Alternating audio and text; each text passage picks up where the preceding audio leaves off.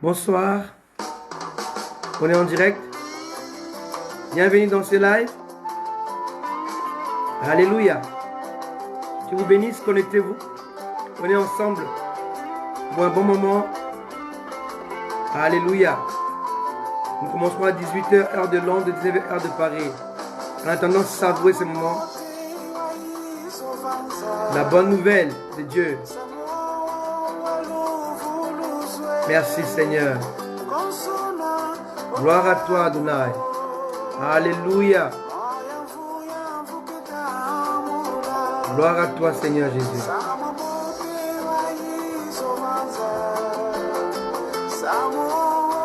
Bienvenue à vous.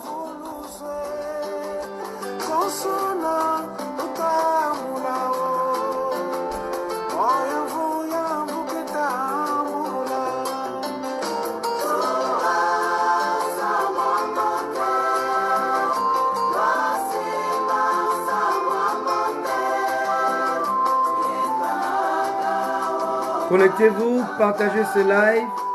On est ensemble comme prévu. Amen.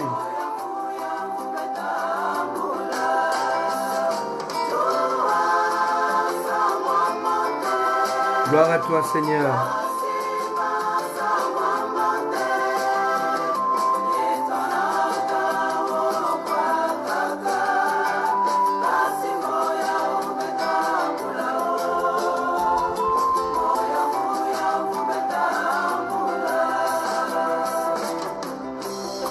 Savourez ce moment dans la présence du Seigneur avant d'écouter la parole de Dieu.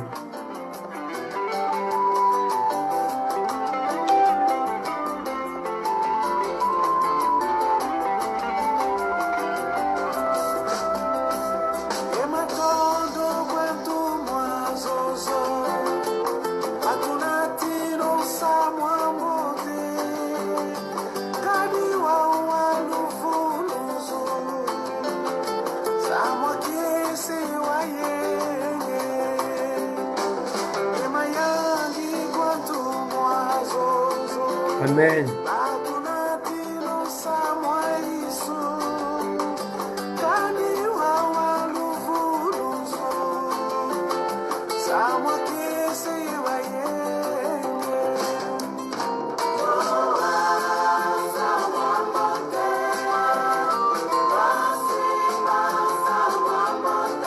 Connectez-vous, partagez ces moments. On va passer un très bon moment dans la présence du Seigneur, comme d'habitude. Moment de partage, la parole de Dieu, de la révélation. Dieu veut enseigner son peuple dans ce temps de la fin. Amen.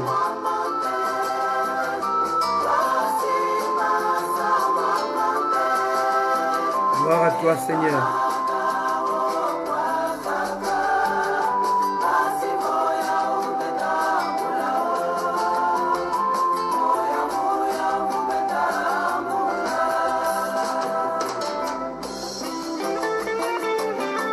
Merci Jésus. Merci pour ta présence. Merci Seigneur pour ta parole. Sois glorifié, sois adoré Seigneur. Sois élevé. Nous te bénissons Seigneur. Shalom à toi. Ma fille depuis Londres. On est ensemble.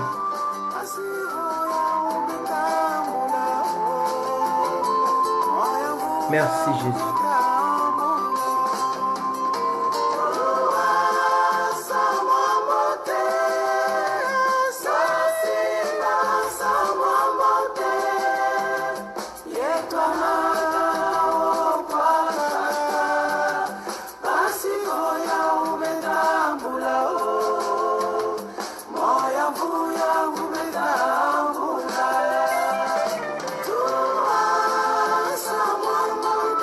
Merci Adonai.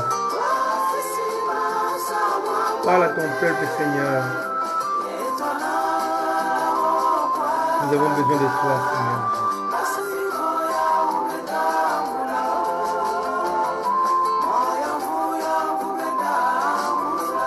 Gloire à ton nom Seigneur. Merci Jésus. Merci Seigneur.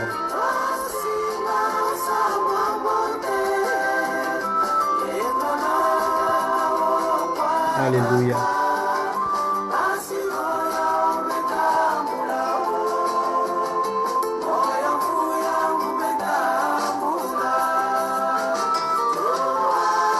Alléluia. Écoute la parole de Dieu, la bonne nouvelle. Retiens-la. Marche avec. Merci Jésus.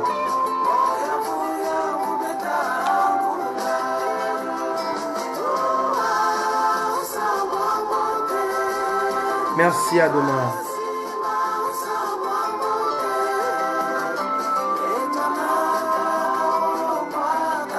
C'est une chanson en Kikongo, une langue qui est parlée en RDC, au Congo-Brazzaville et en Angola.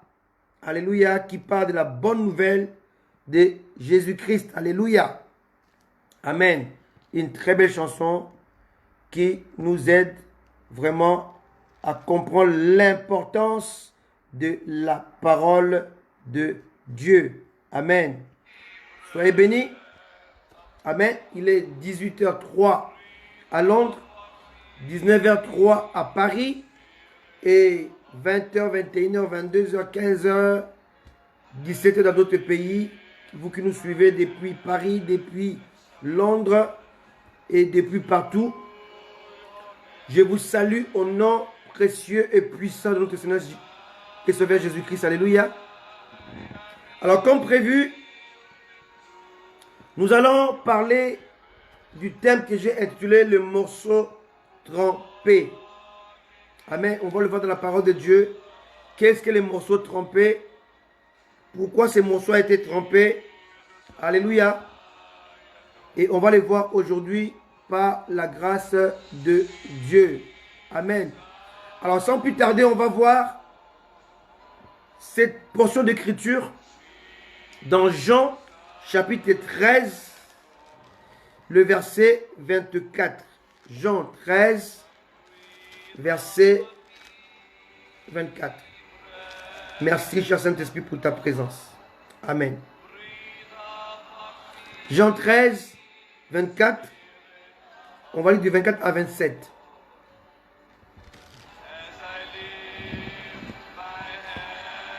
Simon-Pierre lui fit signe de demander qui était celui dont parlait Jésus. On peut commencer au verset 21 pour mieux comprendre l'histoire. Ce serait mieux pour nous tous. Alors, Jean 13, verset 21 à 27, pour mieux comprendre l'histoire. Mais sinon, on peut lire à partir du 24, c'est mieux. Jean 13, 21. Ayant ainsi parlé, Jésus fut troublé en son esprit. Et il dit expressément, en vérité, je vous le dis, l'un de vous me livrera.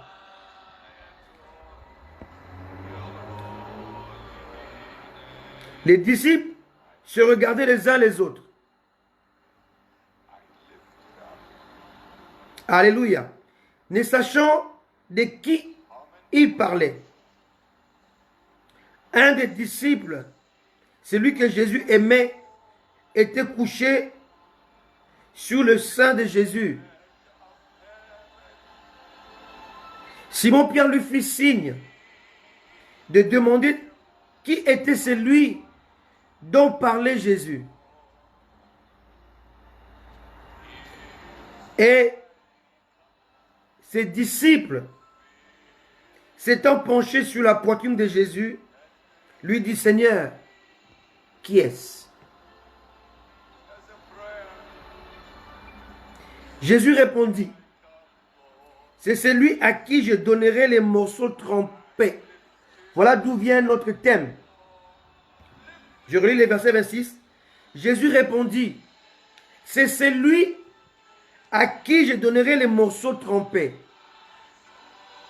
Et ayant trempé les morceaux, il les donna à Judas, fils de Simon, l'Iscariote. Verset 27. Dès que le morceau fut donné, Satan entra dans Judas.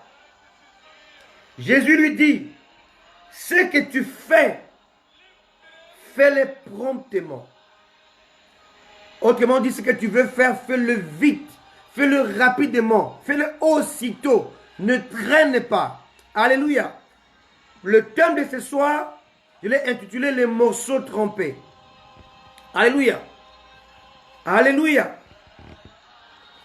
Amen. Alléluia. Bien-aimés, nous le savons, nous qui aimons la parole de Dieu, que Judas a toujours été le fils de perdition. Jean 6, 70, Jésus dit, n'est-ce pas moi qui vous ai choisi, vous les 12, et que l'un de vous est un démon. Alléluia.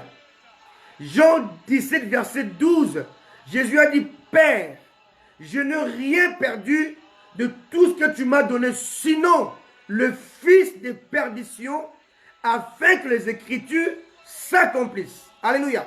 Donc, à 2 reprises, Jésus va affirmer, il va confirmer, alléluia, que Judas, l'Iscariote, était le fils de perdition.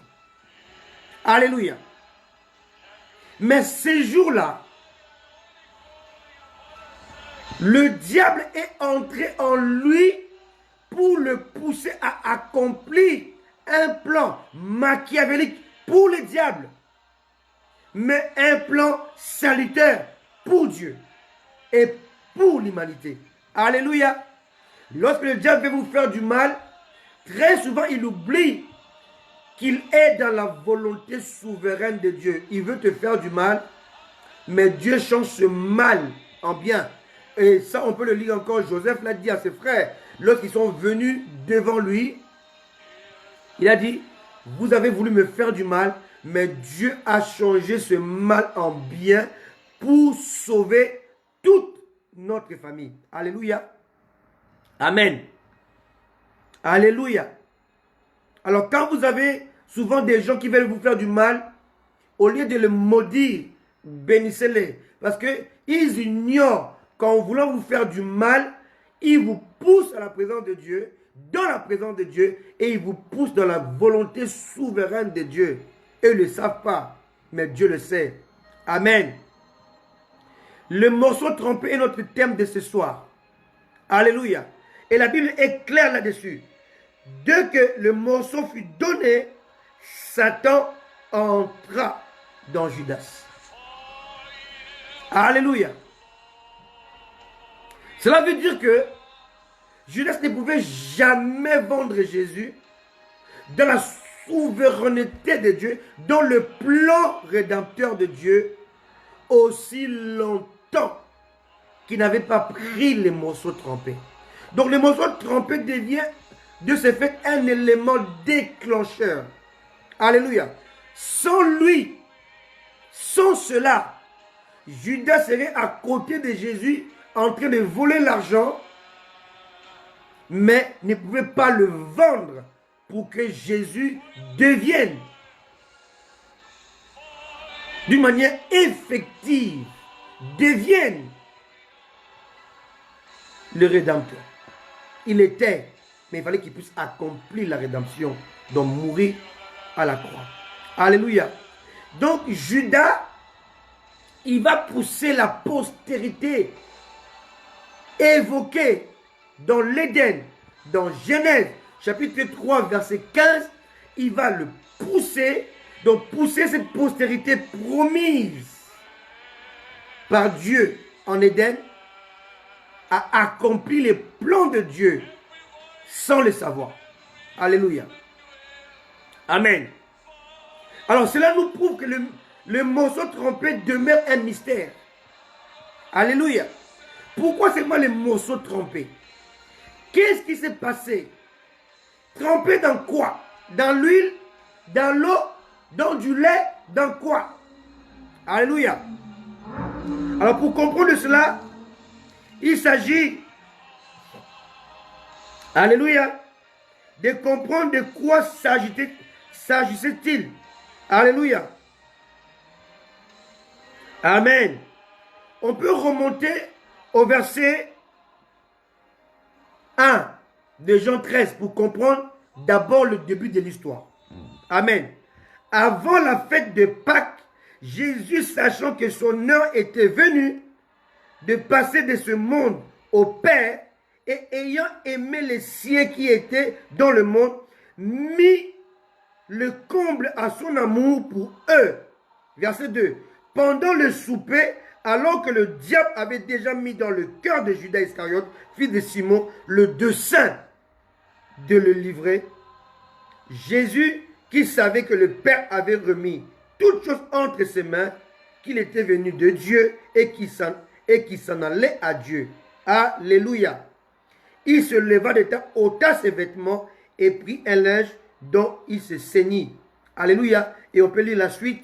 Donc ici, Jésus est en train de passer la dernière Pâque avec ses disciples. Donc quand on parle de Pâques, on parle de repas pascal. Quand on parle de repas pascal, on parle de l'agneau qui devait être égorgé ou le chevreau qui devait être égorgé. On parle de l'animal. On parle de sacrifice. Alléluia. On parle de l'exigence de Dieu. Donc le morceau trempé n'était pas trempé dans l'eau, trempé dans du lait, trempé dans le vin, trempé dans l'huile, mais trempé dans la sauce de l'agneau. Alléluia. Alléluia. Donc le morceau trempé était un élément déclencheur. Puisque nous venons de lire que Satan avait déjà mis dans le cœur de Judas le dessein de le livrer. Mais Judas ne pouvait pas le faire aussi longtemps que le morceau trempé ne lui avait pas été donné par Christ. Amen. Donc ici, nous sommes face à un mystère que Dieu veut nous révéler aujourd'hui à l'église. Alléluia. Alléluia. Ces morceaux trompés fut de ce fait un élément déclencheur de la volonté souveraine de Dieu en vue d'accomplir la rédemption de l'homme séparé jadis avec Dieu. Mais quelqu'un me dira, homme de Dieu, mais Judas n'avait-il pas célébré d'autres Pâques avant cette dernière? Amen. Oui, Judas avait célébré au moins 2 Pâques avec Christ avant cette Pâque qui est énoncée ou qui est dite ou qui est écrite dans Jean chapitre 13. Judas avait passé 2 Pâques avec Christ. Alléluia. Je n'ai pas le temps de le prouver, mais là c'est dans la Bible. Peut-être la semaine prochaine, le mercredi, je pourrais vous le démontrer, mais en lisant les Saintes Écritures, vous allez voir que Jésus a passé, quand il a commencé son ministère, il a passé 3 Pâques sur la terre. Alléluia. Amen. Alléluia. Il a passé 3 Pâques sur la terre, mais c'est cette dernière Pâque-là, la 3e Pâque, qui était la plus déterminante parce qu'il venait de finir son ministère. Amen. Et c'est dans cette Pâque seulement qu'il avait trempé les morceaux et avait donné à Judas. Avant, il n'avait pas fait, parce qu'il n'y a aucune preuve dans les Saintes Écritures qui énonce cela. Amen. Alléluia. Amen. Parce que son heure n'était pas encore venue dans la première Pâque, dans la 2e Pâque, mais dans la 3e Pâque, c'était le moment venu où il devait maintenant retourner au ciel après avoir accompli la rédemption. Et voilà pourquoi il va tremper les morceaux dans la sauce de l'agneau. Alléluia. Pour comprendre ces mystères, il faut retourner dans le livre d'Exode et saisir la valeur de la Pâque. Alléluia. Ainsi que l'exigence divine attachée à la Pâque. Amen. Donc le morceau trempé cache plusieurs profondeurs, cache plusieurs révélations. Et il demeure un grand mystère que le chrétien doit comprendre pour mieux saisir la pensée de Dieu, pour mieux saisir qu'est-ce que Dieu a fait pour les sauver. Alléluia. Donc nous devons comprendre que La Pâque fut l'image du Christ qui devait être immolé pour notre délivrance, car nous fûmes jadis esclaves du péché et esclaves de Satan. Alléluia.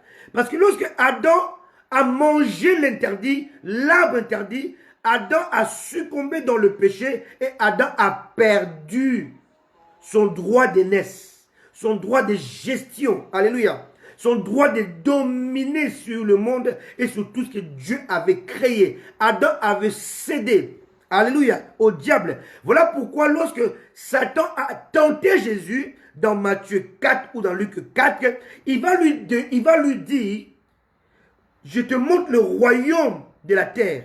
Amen.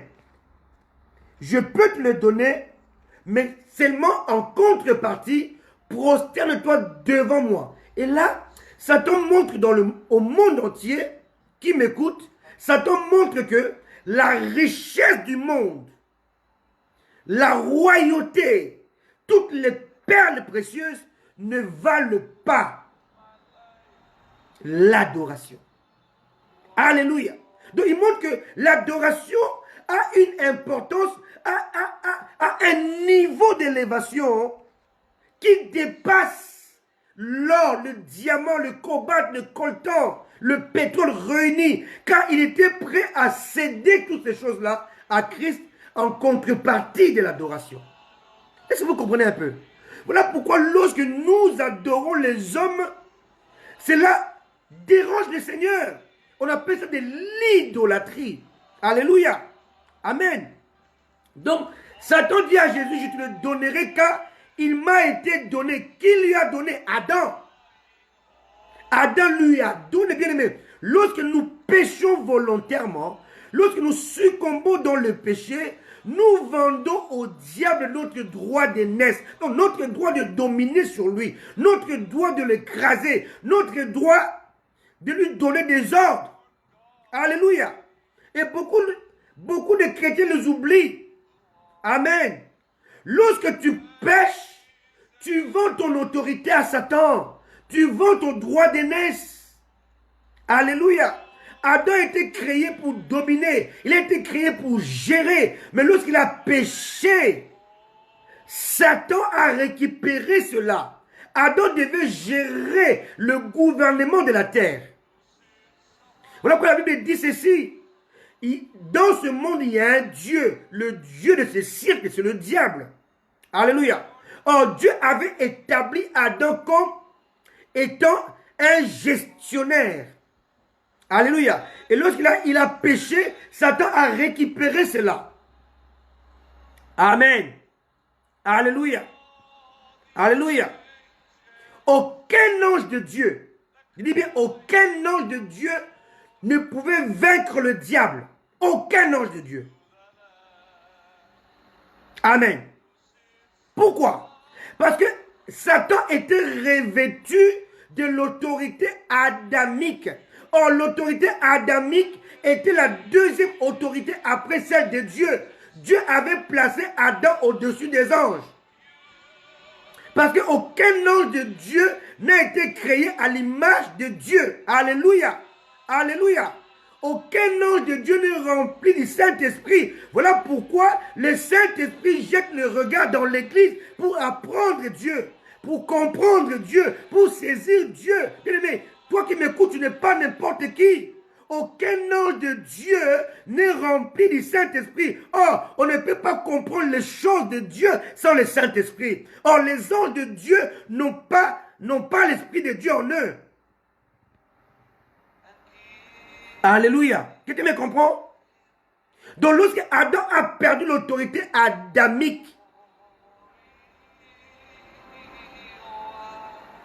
Satan l'a récupéré. Voilà pourquoi lorsque Jésus est venu sur la terre, il est venu en tant que dernier Adam, pas deuxième Adam, dernier, pour dire qu'après lui, il n'y aura plus d'Adam. Adam veut dire humanité. Alléluia. Donc l'autorité adamique était placée au-dessus de l'autorité angélique. Et lorsque vous adorez les anges, lorsque vous invoquez les anges, lorsque vous appelez les anges, vous diminuez. Alléluia. Satan se moque de vous. Car Dieu vous a créé au-dessus des anges. Amen. Quelqu'un me comprend un peu? Mais toi qui es né de nouveau, toi qui es enfant de Dieu, Dieu t'a placé non pas avec l'autorité qu'Adam avait en Éden, mais il t'a donné l'autorité christique, messianique. Donc tu es là au-dessus du niveau qu'Adam avait. Alléluia. Jésus t'a revêtu de sa personne. Nous sommes revêtus de Christ. Donc nous avons ce qu'on appelle l'autorité christique. On a le manteau de Christ. Laissez-moi évoluer. Alléluia. Alléluia. Donc lorsque Adam a échoué, a succombé, amen, à cette épreuve de l'arbre interdit, il a abandonné sa couronne. Il a perdu son autorité. Il a perdu sa puissance. Il a perdu sa domination. Il a perdu son bâton de gestion, des gestionnaires. Alléluia. Donc Satan qu'il avait récupéré était devenu plus puissant que tous les anges de Dieu. Voilà pourquoi aucun ange de Dieu ne pouvait dompter ou vaincre Lucifer. Vous devez comprendre cela. Lisez Daniel chapitre 10. Vous allez voir que Dieu a envoyé son ange. Mais Lucifer l'a capturé pendant 21 jours. Il fallait que Michael puisse aller les délivrer. Un ange de Dieu capturé par Satan. Emprisonné par Satan pendant 21 jours. Est-ce possible? Oui. Si Christ n'était pas mort à la croix, bien-aimé, nous serions perdus aujourd'hui. Parce que Lucifer tenait l'autorité adamique. Amen. Alors lorsque Jésus est venu sur la terre, il ne pouvait pas vaincre Satan comme Dieu. Ça serait un combat inégal et injuste. Si Dieu le faisait, Satan aurait raison d'être Satan. Mais Jésus est venu avec la même autorité, le même manteau que Dieu avait donné à Adam à la création. Voilà pourquoi on l'appelle le dernier Adam. Et en face de lui, il y avait aussi un Adam. Je vais expliquer ça dimanche. Ne ratez pas les lives de dimanche. Je vais démontrer ça dimanche. Donc, en face de Christ, lui qui était le dernier Adam, il y avait aussi un Adam. Le diable, Lucifer, Satan, qui était revêtu de manteau d'Adam. Donc, il y avait un combat égal. Jésus n'a pas vaincu Satan comme Dieu. Chrétiens qui m'écoutent, écoutez-moi très bien. Jésus n'a pas vaincu Satan comme Dieu. Jésus a vaincu Satan comme un homme. Un homme dépendant de Dieu. Un homme soumis à Dieu. Un homme qui a appris l'obéissance. C'est marqué dans Hébreu. Bien qu'il fût le Fils, il a appris l'obéissance par les choses qu'il a souffertes. Alléluia. Il devait prier. Il devait se consacrer. Il devait renoncer aux choses. Il devait rester attaché au Saint-Esprit. Il devait écouter le Saint-Esprit. Car Jésus sur la terre ne pouvait pas détruire le diable en tant que Dieu. C'est un combat inégal. Il devait le combattre avec les mêmes armes. On l'appelait dernier Adam. Quelqu'un me comprend? Alléluia. Alléluia. Et lorsque Jésus a vaincu le diable qui était revêtu d'Adam, du manteau adamique, il a dépouillé, écoutez-moi très bien, il a dépouillé Satan qui était revêtu de manteau adamique. Bien, écoutez-moi très bien. Il ne s'agit pas de Lucifer. Parce que Lucifer était inférieur à Adam. Il s'agit d'Adam qui était en face de Jésus. Adam qui avait péché et Satan avait récupéré son manteau pour régner, pour gérer le monde que Dieu avait donné à Adam, dont Dieu a donné à Adam la responsabilité. Et lorsque Jésus l'a vaincu, il a dépouillé Lucifer du manteau adamique. Et quand il a dépouillé du manteau adamique, donc Jésus a cessé, donc l'a fait cesser de dominer sur l'homme. Amen. Car pour dominer, il faut avoir les bâtons. Pour dominer, il faut avoir les manteaux appropriés. Voilà pourquoi, pour dominer en Égypte, Pharaon devait donner à Joseph un manteau, une tunique appropriée et un anneau approprié. Alléluia. Regardez l'histoire des fils prodigues. Vous allez voir comment le père a donné un manteau, un nouveau vêtement. Parce que lorsqu'on pêche, on perd ses vêtements. Et les vêtements symbolisent l'autorité, la puissance. Alléluia. Et il lui a donné un anneau. Sans l'anneau, on ne peut pas sceller. L'anneau dont il est question était une chevalière. Parce que les cachets n'existaient pas. Quand on parle de sceau, on mettait le sceau avec l'anneau. Alléluia. On ne peut pas sceller sans anneau. Pour sceller, il fallait Joseph et non pas Pharaon. Est-ce que vous comprenez un peu? Quelqu'un me comprend un tout petit peu, s'il vous plaît. Alléluia. Voilà pourquoi la Bible dit que tout ce que vous lierez, de tout ce que vous allez sceller sur la terre, sera scellé au ciel. Donc, Dieu t'a donné son sceau. Et son sceau s'appelle le Saint-Esprit. Nous avons le sceau de l'Esprit. Lorsque tu scelles quelque chose par le Saint-Esprit, obligé, le ciel est valide. Quelqu'un me comprend un peu? Tu ne sais pas qui tu es. Alléluia. Donc tu as les sceaux de Dieu. On appelle ça les arts. Est-ce que quelqu'un me comprend un peu? Attendez, laissez-moi encore 2 minutes, je vous explique c'est quoi les arts. Les arts, c'est lorsque, on peut aussi appeler ça la compte. Je vais acheter une chaussure qui coûte 500 pounds ou 500 euros. Je ne les ai pas. Maintenant, je dois laisser les arts pour que les vendeurs ne puissent pas la vendre pour me le réserver. Me la réserver, cette chaussure-là que je veux. Amen. Alléluia. Alors, les vendeurs vont m'exiger les arts. Les arts, ce n'est jamais le prix de la marchandise, de la chaussure ou des vêtements que toi tu veux aller. C'est un tiers ou un quart. Et lorsque tu donnes cela, on te garde la marchandise. Est-ce que vous comprenez? Maintenant, le vendeur, si la chaussure coûte 500 pounds, lorsque tu quittes le magasin, même si quelqu'un vient avec 1500 pounds, 3000 pounds, il n'a plus le droit de vendre la chaussure à cause des arts. Donc les arts, ça s'appelle la compte, la garantie. Tu poses les arts pour dire qu'on n'a plus le droit de vendre cette chaussure que moi j'ai réservée. Je reviendrai donner le reste d'argent. Alléluia. Donc les arts ou la compte te garantit la chaussure. Amen. Maintenant, quand Dieu dit qu'il nous a donné les arts de l'esprit, donc l'esprit est en toi, non pas pour 10 ans, non pas pour 20 ans, mais pour l'éternité. Amen. Et les arts de l'esprit qui est en toi, que Dieu a déposé en toi, ont plus de valeur que toi. C'est du jamais vu. Les arts doivent être toujours inférieurs au prix de la marchandise. Mais Dieu a mis en nous les arts de l'esprit. Le Saint-Esprit a plus de valeur aux yeux de Dieu que toi. Amen. Donc cela veut dire qu'il n'y a que Dieu pour faire cela. Donc Dieu est plus important. Donc Dieu a pris les plus importants. Il a mis ça en toi pour dire que je reviens. Alléluia. Jésus a dit je reviens. Pourquoi il dit que je reviens? Parce qu'il a laissé son esprit en toi. Vous avez le zar de l'esprit, le sceau de l'esprit.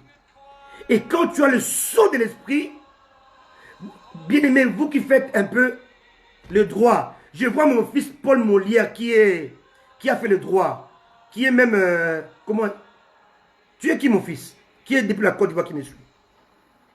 Qui est pas huissier, huissier qui est, alléluia, qui est comment? Notaire. Alléluia. Qui est notaire. Ils ont fait les études avec la filière de ceux qui ont fait avocat, de ceux qui ont fait le juriste, tous ces mondes-là, ils ont fait le droit. Et les notaires savent. Lorsqu'ils arrivent dans un endroit, dans une maison, il y a un sceau. Ça s'appelle quoi? Les sceaux là, on peut plus ouvrir. C'est scellé. Ils n'ont pas le droit de prendre la maison. Lorsqu'une maison est scellée, elle devient invendable. Bien-aimé, Dieu t'a scellé du Saint-Esprit. Donc, quand Jésus t'a racheté, il t'a racheté, il veut se rassurer que tu ne seras plus vendu au diable et au péché. Il t'a scellé. Et souvent, les sceaux là, c'est rouge. Et quand on scelle, même un militaire, même un général n'a plus le droit d'ouvrir cette porte-là. C'est lui qui peut déceler, c'est lui qui a scellé. Alléluia. Voilà ce que tu es aux yeux de Dieu. Amen. Alléluia. Donc Jésus a combattu, non pas Lucifer, mais il a combattu l'autorité adamique qu'il avait mis dans Adam en Éden pour gérer. Alléluia. Oh, alléluia, amen. Le notaire ne peut jamais travailler sans le sceau de l'État. Est-ce que vous comprenez un peu ça? Comment veux-tu travailler sans le sceau de Dieu? La nature nous enseigne, alléluia. On a un notaire en ligne là, depuis la Côte d'Ivoire. Alléluia. Il peut nous éclairer là-dessus. Amen. Le notaire ne peut pas travailler sans le sceau de l'État. Il y a un sceau qui montre ici, c'est le notaire. Amen. Alléluia. C'est ta maison. Tu veux la vendre. Mais l'État t'exige de passer par les notaires. Amen. Donc Dieu montre au diable que pour acheter Pacheline, tu dois d'abord racheter le sceau que j'ai mis en elle. Hé Seigneur. Amen. Alléluia. Et les sceaux que j'ai placés en Pacheline, amen, ne peut être décelé que par moi-même. Donc il faut mettre un prix plus excellent. Or, le prix que coûte Paul Molière, coûte Annie, coûte Pacheline, coûte, je ne sais pas, Marcel, coûte l'État, coûte Patrick, son prix, c'est le prix du sang. Or, la Bible dit que l'âme est dans le sang. Donc, ton prix, c'est l'âme du Christ. Hé, Jésus. Alléluia. Alléluia. Le prix de ta vie est égal à l'âme du Christ. L'âme du Christ. L'âme de Dieu. C'est ton prix. Or, l'univers entier est confiné dans Dieu. Alors, comment Satan qui est confiné dans l'univers peut trouver le prix pour racheter quelqu'un qui vaut l'âme de Dieu? Je vous laisse le temps de trouver la réponse. Bien-aimé, tu vaux cher. Même si on prend tous les diamants du monde, l'or du monde, le pétrole du monde, on le mélange. On cherche un prix, ça ne vaut pas le sang de Jésus. Le sang, c'est la vie. Le sang, c'est l'âme. Donc en fait, pour te racheter, il faut que Satan puisse avoir la valeur de Christ. Oh Jésus. Lui, il est créé, avoir la valeur de l'incréé. C'est impossible. Quelqu'un me comprend? Alléluia. Est-ce que vous comprenez ces mystères? Satan est un être créé. Maintenant, Christ, il est incréé. Alors, pour avoir le prix de Christ, il faut avoir le prix de l'incréé. Comment un être créé peut avoir le prix de l'être incréé? C'est quasiment impossible. Donc, Dieu s'est arrangé pour que toi qui es racheté, tu sois plus revendu. Est-ce que tu comprends ça? Dieu s'est arrangé pour que toi qui es racheté, que tu ne sois plus revendu. Parce qu'il t'a mis le prix. Tu as un prix et ton prix c'est le prix du sang. Or le sang c'est l'âme. Or l'âme c'est la vie. Or la vie c'est Dieu lui-même. Même l'univers entier, son prix ne vaut pas la valeur de ta vie. Est-ce que tu sais qui tu es? Est-ce que tu te connais? Est-ce que tu te vois comme Dieu te voit? Bien-aimé, tu n'es pas n'importe qui. Amen. Laissez-moi évoluer un peu. Alléluia. Donc, la Pâque était, l'image de Christ devait être immolée. Donc, la Bible dit dans 1 Corinthiens 5, 7, on dit que Christ, notre Pâque, a été immolé. Pas il va être immolé. A été immolé. Passé composé. C'est pas sera immolé. A été immolé. Alléluia. Alléluia. Et celui qui a été immolé, ce n'est pas un animal. C'est un être. Un humain. Le dernier Adam. Alléluia. Alléluia. C'est 1 Corinthiens 5, 7. Amen. La Pâque veut dire Ad a Pessa. Ad a Pessa. Alléluia. La prophétie va écrire cela pour que vous puissiez voir. Cela veut dire passer au-dessus. Dieu veut que tu passes au-dessus du péché, au-dessus de la maladie, au-dessus de la souffrance, au-dessus de l'esclavage, au-dessus de la promiscuité. Alléluia. Passer au-dessus. Quand les problèmes arrivent, tu passeras au-dessus. Les péchés arrivent, tu passeras au-dessus. La maladie arrive, tu passeras au-dessus. Le diable arrive, tu passeras au-dessus, tu le craseras. C'est ça, Pâques. La Pâque symbolise la délivrance. Et le jour où Judas a reçu le morceau trempé, c'était le jour de la préparation de la Pâque. Or, la Pâque fait partie de cette solennité exigée par Dieu à Israël.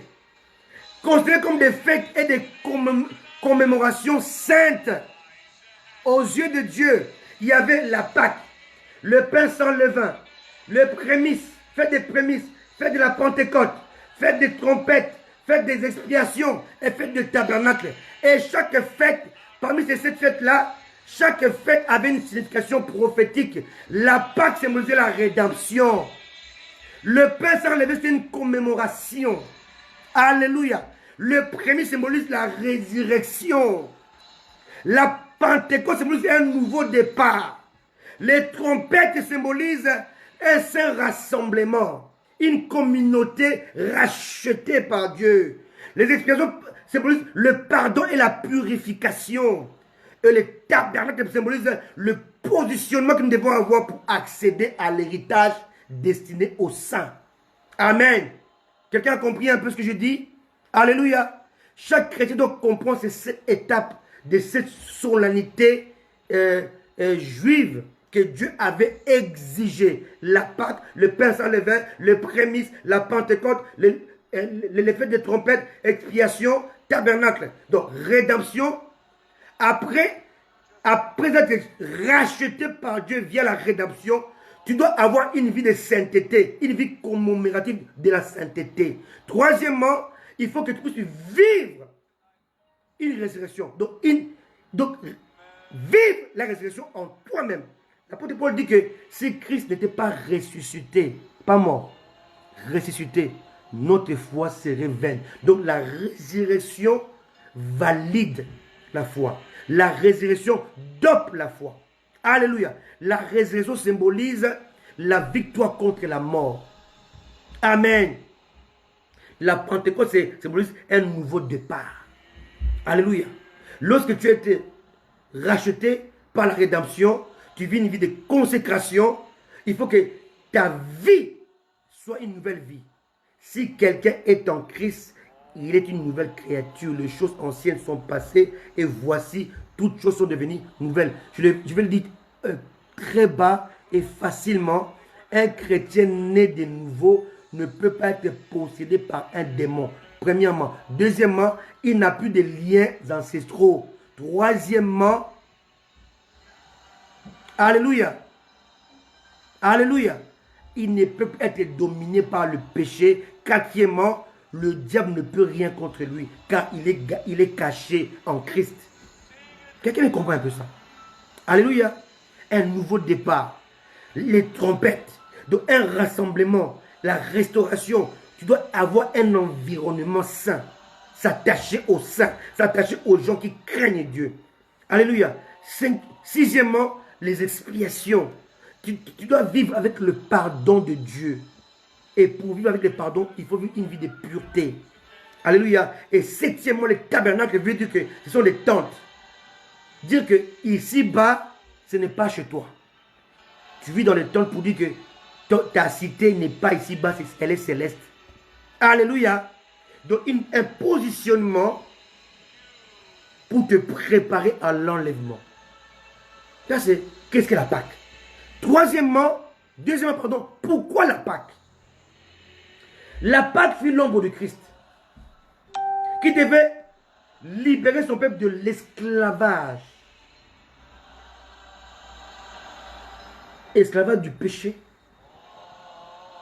du monde et du diable. Alléluia. Donc, les enfants d'Israël étaient esclaves des Égyptiens. Esclavage physique. Ils étaient persécutés. Ils avaient des travaux forcés. Ils faisaient des travaux forcés. Un esclavage physique, naturel. Alléluia. Mais ce n'était pas que ça. Ils étaient encore esclaves au deuxième niveau. Esclaves psychiques. Alléluia. Alléluia. Troisièmement, ils étaient esclaves du diable. Parce qu'ils vivaient dans l'ignorance. Amen.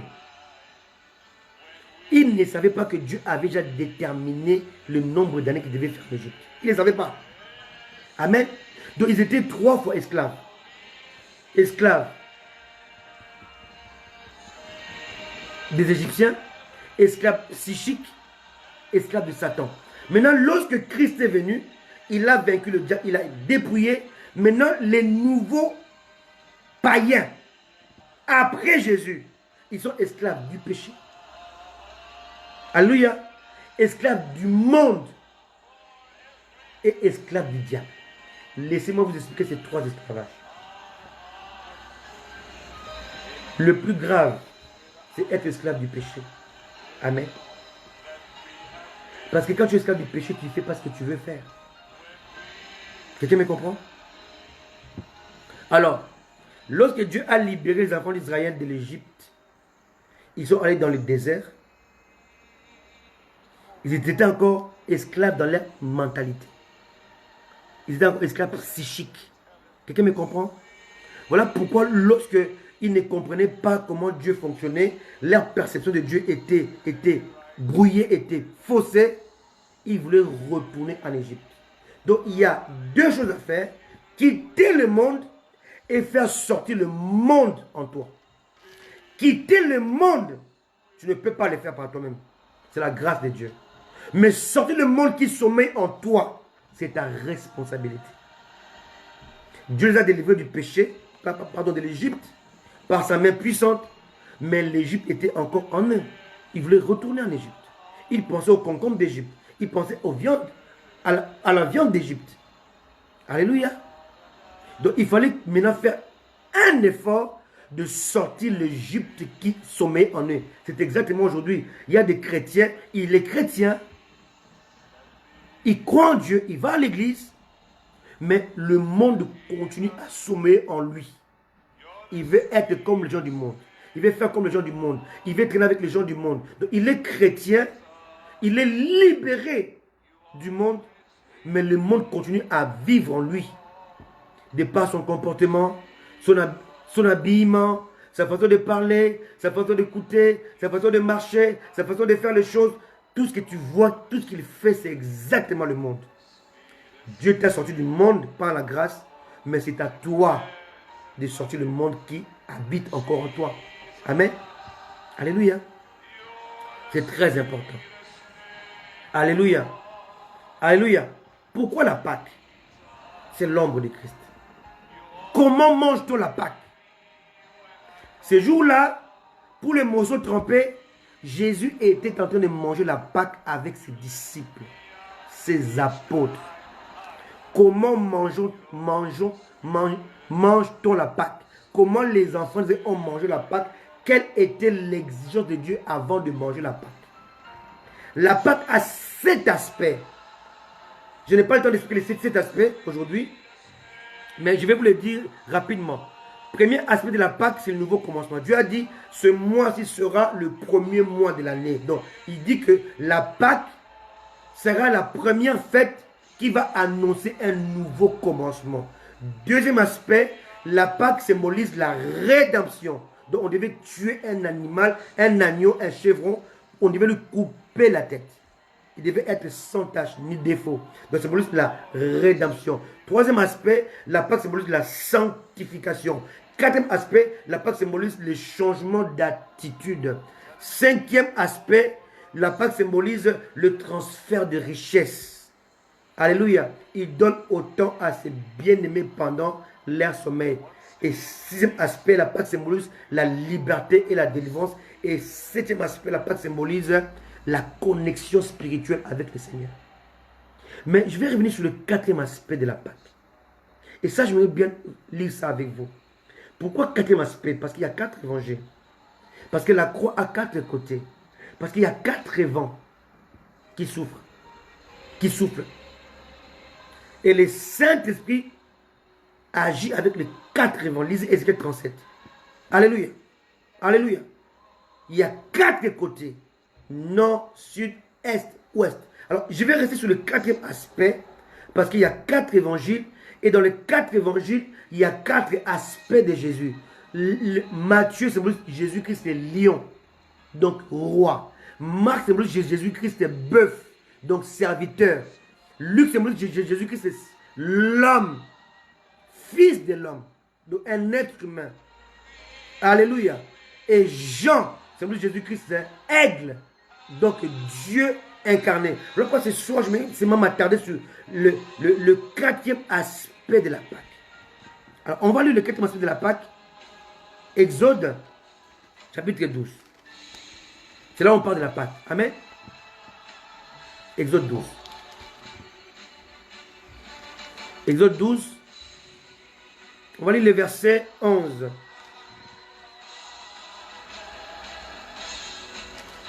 Exode 12, le verset 11. Amen. Lisons tous ensemble et soyons très attentifs.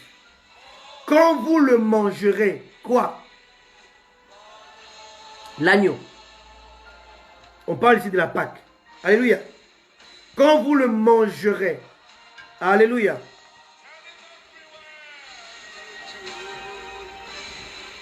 Oui, la Pâque, j'ai déjà dit, hein. Pessa. J'avais dit que la prophétesse devait écrire ça. Je crois que c'est là, bien, elle doit le réécrire.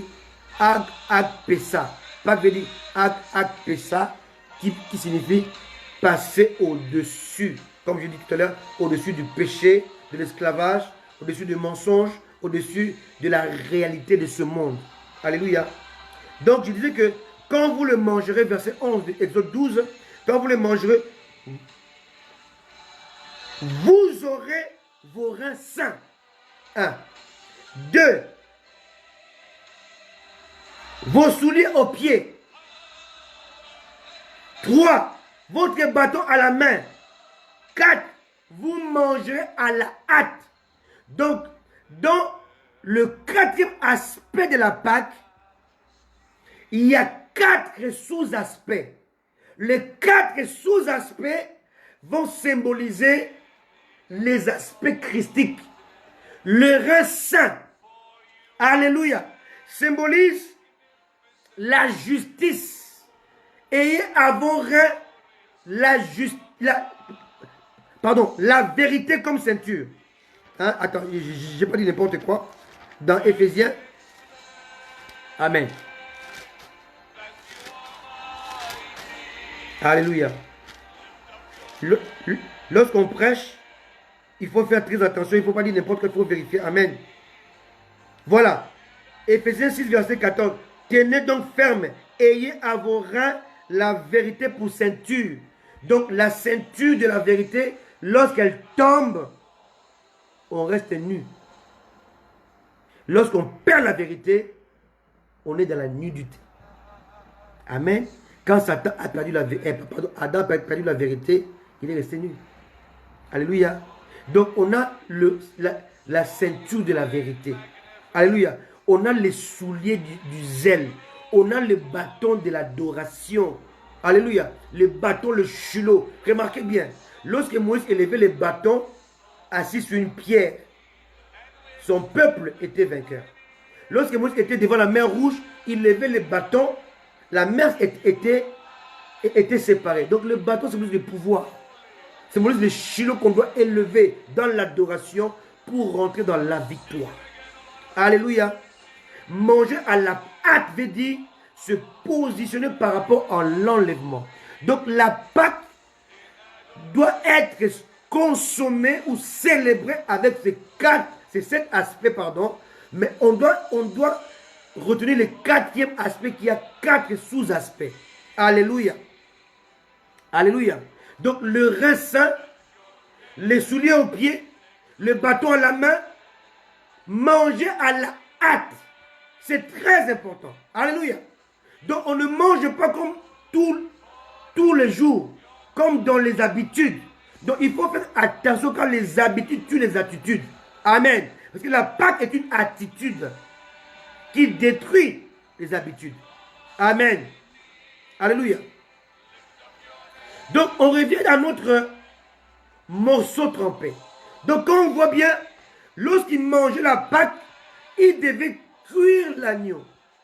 Et lorsqu'il cuisait l'agneau ou le chevreau, et c'était rôti, il y avait, maintenant on devait le manger avec le pain sans levain et les herbes amères.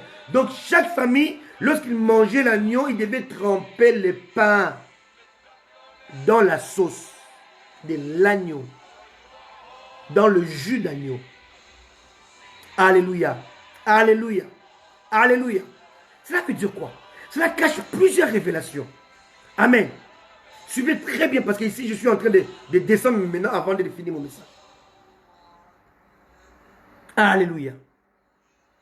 Amen. Pourquoi est-ce que lorsque Jésus a donné les morceaux trempés à Judas, il a pris le pain sans levain, il a pris le pain, il l'a trempé dans la sauce d'agneau, il l'a donné à Judas. Je veux que nous puissions relire cela. Alléluia. On va lire ce qui est écrit dans la parole de Dieu. Amen. Jean chapitre 13. Alléluia, les morceaux trempés. Amen. Verset 26.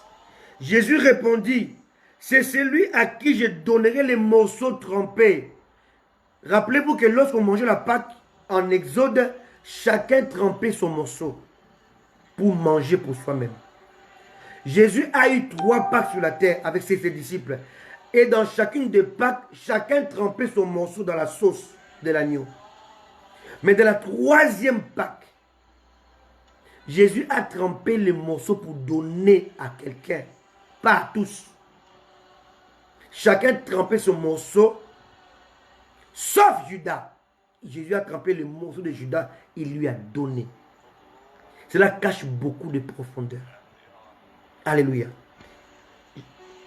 Je donnerai les morceaux trempés, et ayant trempé les morceaux, il les donna à Judas, fils de Simon. Dès que les morceaux furent donnés, Satan entra en lui. Bien aimé, c'est prophétique, c'est symbolique, c'est extraordinaire. Vous devez comprendre que la Pâque était une fête sainte. Donc le morceau trempé était un morceau saint. Qu'est-ce que Dieu veut nous dire ce soir? Lorsque vous donnez les choses aux saintes, aux chiens, alléluia, vous les transformez. La Bible parle des loups qui sont l'image ou qui est l'image du diable.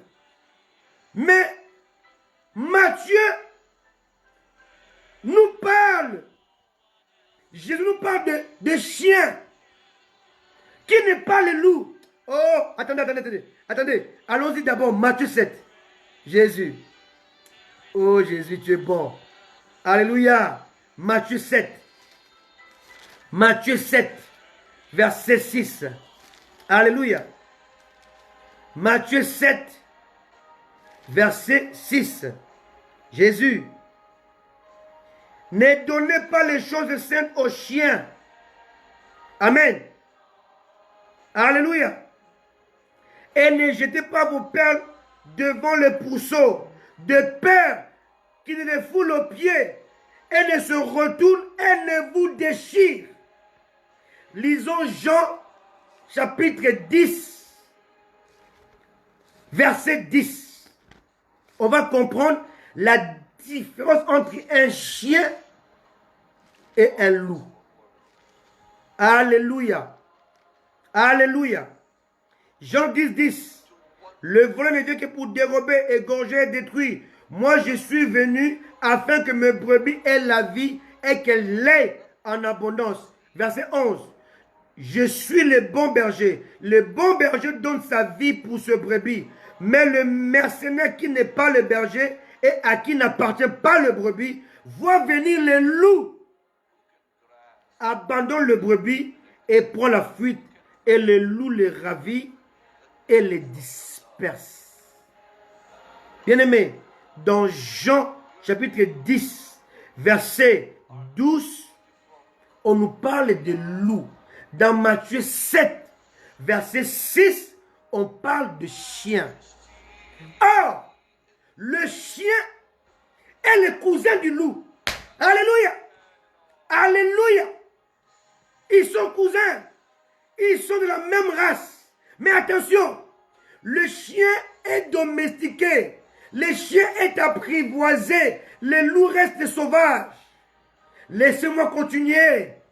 Dieu veut enlever les écailles des yeux des chrétiens qui me suivent ce soir. Alléluia. Le loup ressemble au chien. Mais il n'est pas le chien. C'est un chien sauvage. Le chien ressemble au loup. Mais il est dompté par l'homme. Mais l'homme ne peut pas dompter le loup. Alléluia. Deuxièmement, le chien aboie. Le loup n'aboie pas. Alléluia. Ils se ressemblent. Mais ils ne sont pas pareils. Le chien ne mange pas les brebis.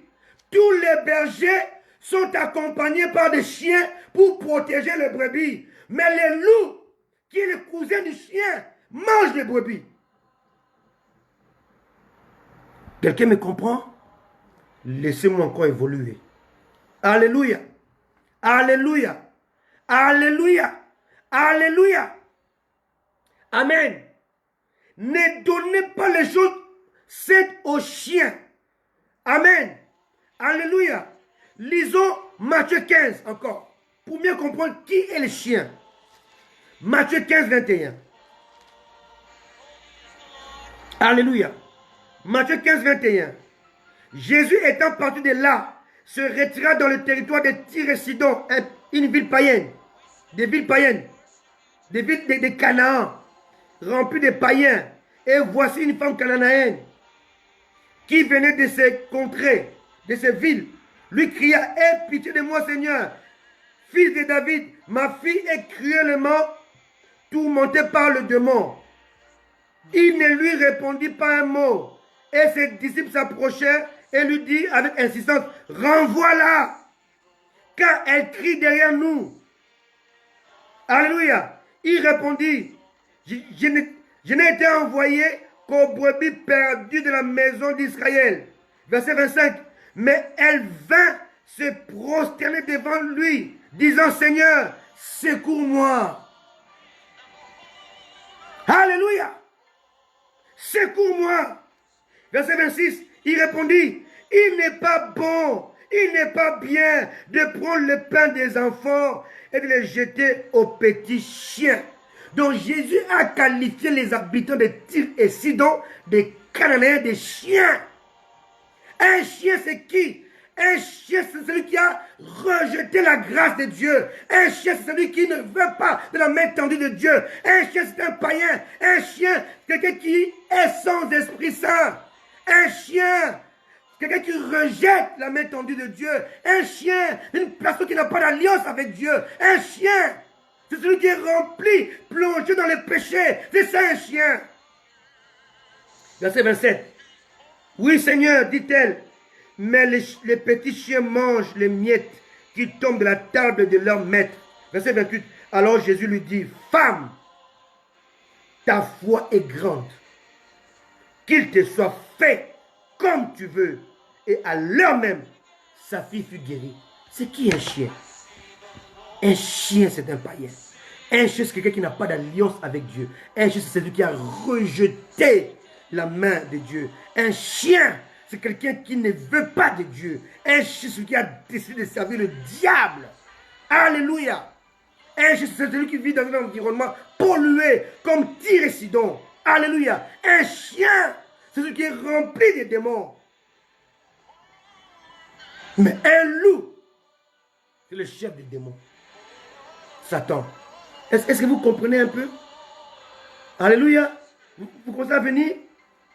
Alors, quand on dit que Judas a pris le morceau trempé, cela veut dire qu'il a mangé une chose sainte et réservée au fils. Le pain des enfants, le pain saint, le pain préparé de la boulangerie céleste. Alléluia. Le pain pascal, le pain sans levain. Alléluia. Il a pris le pain réservé aux brebis, aux agneaux, non pas aux chiens. Et quand il a donné à Judas, le chien est devenu loup. Alléluia. Amen. Et le loup n'a seulement un seul but, dévorer la brebis. Oh, Jésus a donné à Judas en qualité, non pas de fils, de Dieu, mais en qualité d'agneau. En donnant le morceau trompé à Judas, Judas devient loup, Jésus devient agneau. Jesus.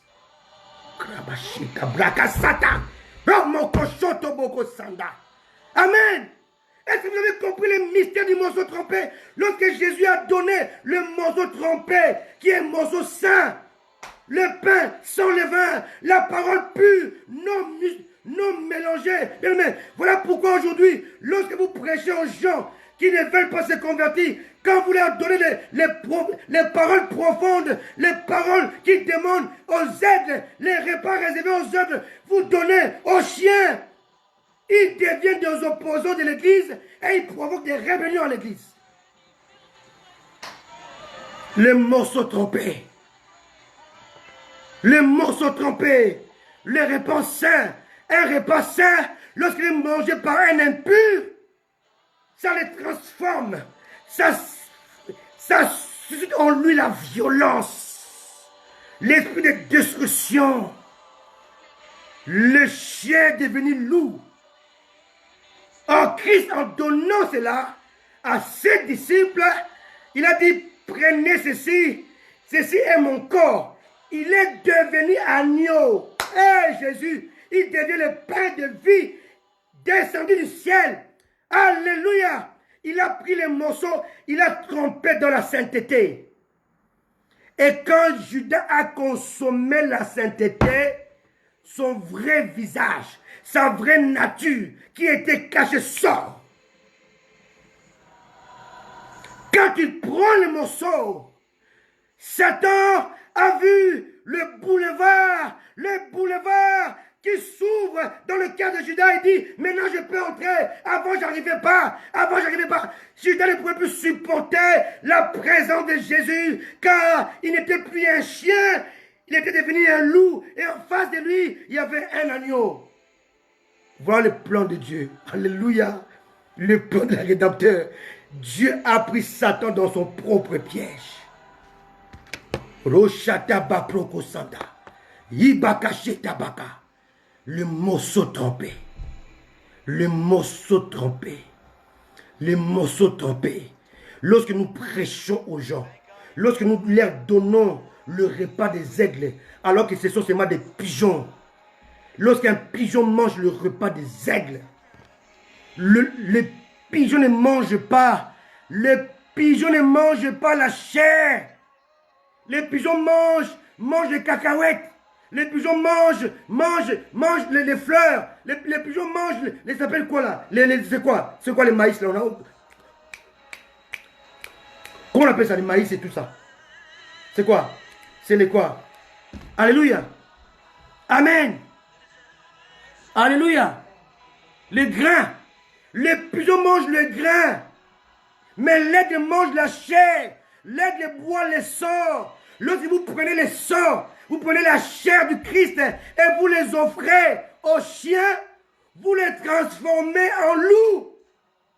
Je vous donne aujourd'hui la révélation. Pourquoi aujourd'hui il y a des rébellions dans les églises? Parce que lorsque nous leur donnons des choses qui ont de la valeur, des choses qui viennent du ciel, des choses qui ont du prix aux yeux de Dieu, les choses qui demandent le sacrifice, les choses qui demandent la consécration. Oui, quand je donne les choses qui m'ont coûté 20 ans pour comprendre, quand je donne les choses qui m'ont coûté 30 ans pour comprendre, quand je donne les choses qui m'ont coûté 40 ans de consécration, quand je donne aux gens les choses qui m'ont coûté 40 ans de consécration, et quand tu le manges, tu es un chien, tu deviendras un loup. Alléluia. La Bible est claire. Matthieu 7. Matthieu 7. Amen. Matthieu 7. Matthieu 7. Hey. Matthieu 7. Verset 8. Verset 6, pardon. Amen.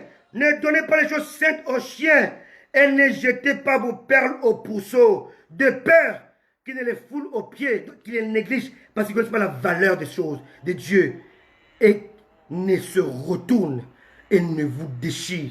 Quand tu ne sais pas peser ce que tu donnes aux gens qui t'écoutent, tu vas en train de former tes futurs ennemis, de futurs Judas. Moi, je connais, j'ai vu comment on a commis ces erreurs-là. Dans notre assemblée, on a formé des Judas parce qu'on leur a donné des choses qui avaient de la valeur, de la hauteur, de la consistance. Et quand ils ont consommé, ils sont devenus des Judas. Ils étaient les premiers à nous dévorer, à nous défier, à vouloir détruire l'œuvre parce qu'ils ont mangé la sainteté. Le diable ne peut pas manger la sainteté. Le diable ne peut pas comprendre la rédemption. Le diable ne peut pas saisir la hauteur de la pureté. Le diable ne peut pas se sanctifier. Alléluia. Le morceau trompé.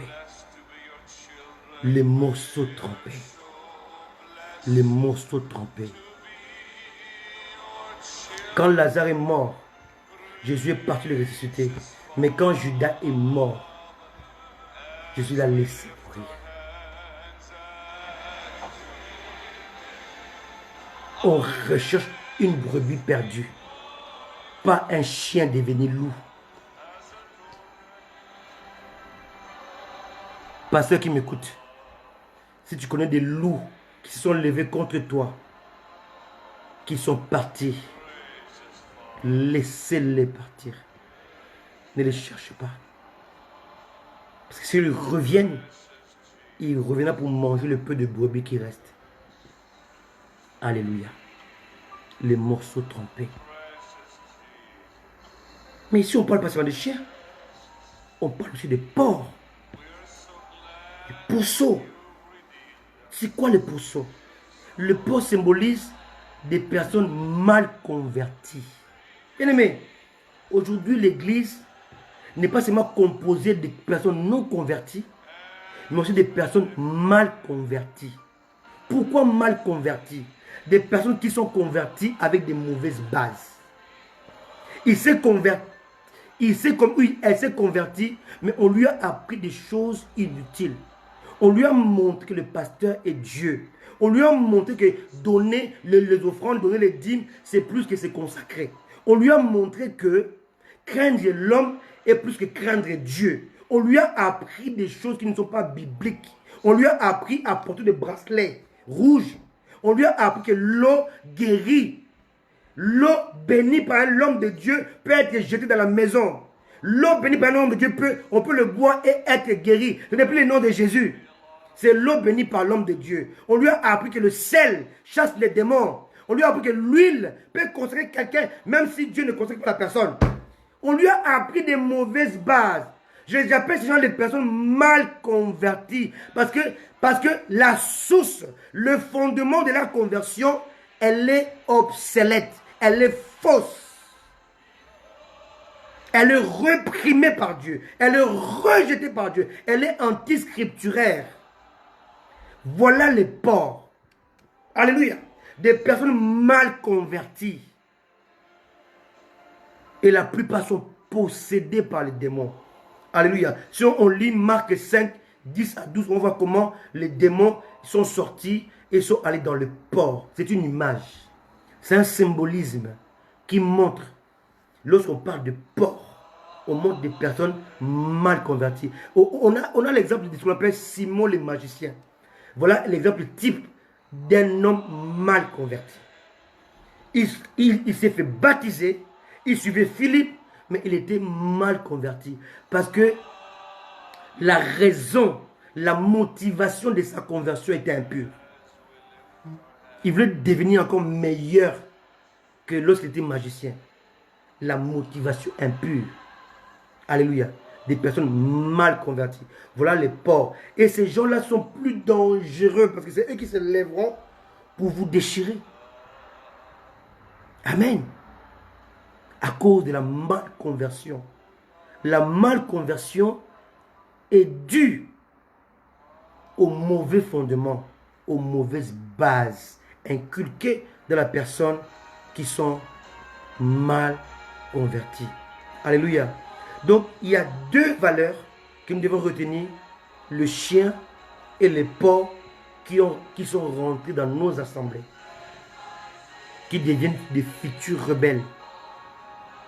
Alléluia. Alléluia. Alléluia. Alléluia. Je vais m'arrêter là aujourd'hui. C'est moi pour vous dire, les morceaux trempés cachent beaucoup de mystères. Beaucoup de mystères. Alléluia. Ne donnez pas les choses saintes aux chiens. Voilà pourquoi même Jésus-Christ lui-même, il y avait certaines choses qu'il ne pouvait pas dire aux disciples. Il dit, quand l'Esprit viendra, il vous rappellera. Il y a des choses qu'on ne peut pas recevoir sans acquérir une maturité. Il y a des choses qui se reçoivent, mais il y a des choses qui s'acquièrent. Alléluia. Par une maturité, par un cheminement, par un apprentissage. Alléluia. Alléluia. Alléluia. Que Dieu vous bénisse. Amen.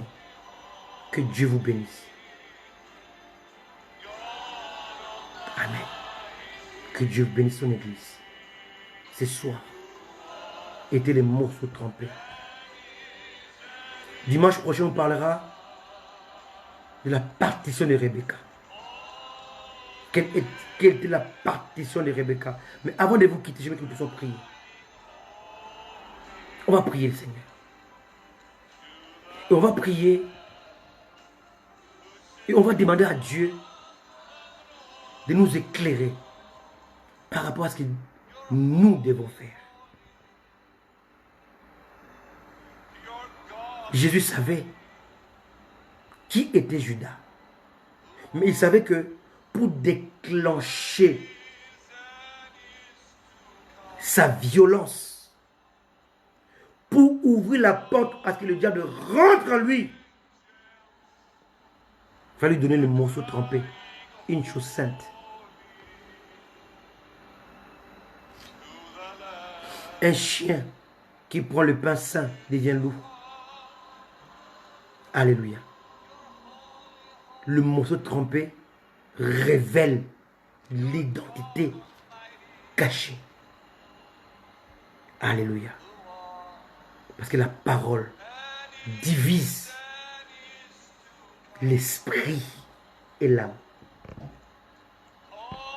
La parole sainte juge les pensées, les sentiments.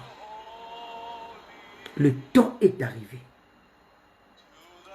Bien-aimés, avec de telles paroles, de telles prédications, tous les chiens qui ont infiltré l'église vont devenir des loups qui vont combattre l'église.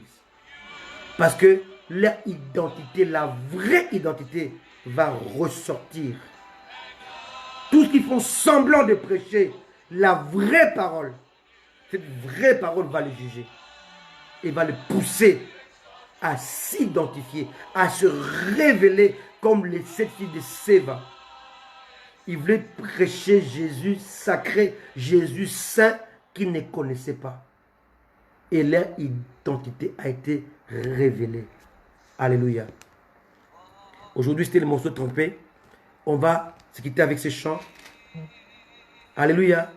Et on va prier le Seigneur. Merci à vous qui avez suivi. Amen. Alléluia. Alléluia. Alléluia. Dieu est notre victoire. Amen. Il est notre victoire. On va écouter ce chant. Il est ma victoire. Et on va se quitter avec cela. Amen. Que Dieu vous bénisse. Priez pour l'église. Quand ces chants chantent, lève ta voix là où tu es. Prie pour ton pasteur. Prie pour ceux qui nous dirigent. Et prie surtout pour l'église, corps du Christ. Car Christ est notre victoire. N'oubliez pas le morceau trempé. Est là pour révéler l'identité de ce qui est caché. Pour dévoiler tout ce qui est caché. Alléluia. Que Dieu vous bénisse et nous te prions pour toute l'église. Nous te prions pour tous les saints. Nous te prions pour tous les serviteurs, servants de Dieu qui travaillent en vérité, en esprit, Seigneur. Laisse que la parole de Dieu, Papa, leur fasse du bien, Dieu de gloire. Que ton esprit puisse les saisir et les orienter, Seigneur, à comprendre et à saisir la profondeur de ta parole. Afin qu'ils puissent prêcher et donner à ton peuple le pain béni, l'agneau de Dieu, sans défaut et sans tâche, afin de libérer ton peuple de l'esclavage, du péché, du monde et du diable. Nous te prions, Père, au nom de Jésus. Amen. Amen. Soyez bénis.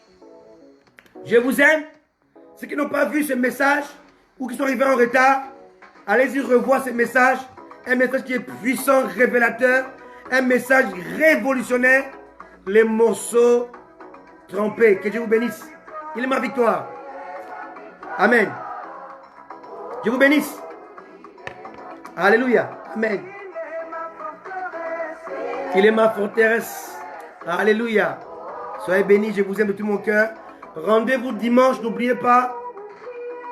On parlera de la partition de Rebecca. Amen. On va comprendre certaines choses. Que Dieu vous bénisse. Amen. Merci Seigneur. Il donne la paix. Oui, homme de Dieu, tu peux regarder ça en rediffusion. Alléluia. Sois béni là où tu es. Au Canada, Pasteur Ronnie, sois béni, mon frère.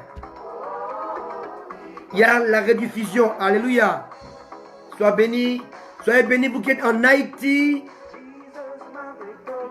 au Canada, vous qui êtes en Afrique du Sud, aux États-Unis, à Londres, à Paris, partout vous êtes en Côte d'Ivoire, à Kinshasa, soyez bénis, comblés, bénis, bénis, bénis, bénis, grâce ou grâce.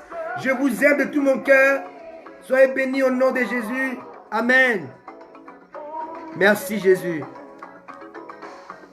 Merci Adonai. Amen. Amen.